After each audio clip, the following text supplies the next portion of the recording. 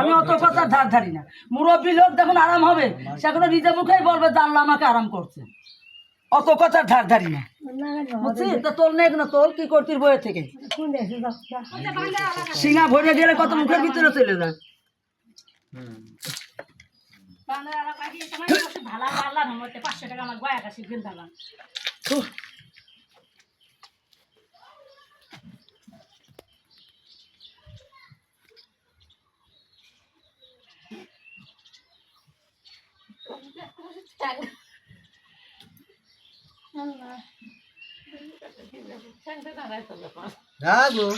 কত টাকা কত বোঝায় আমার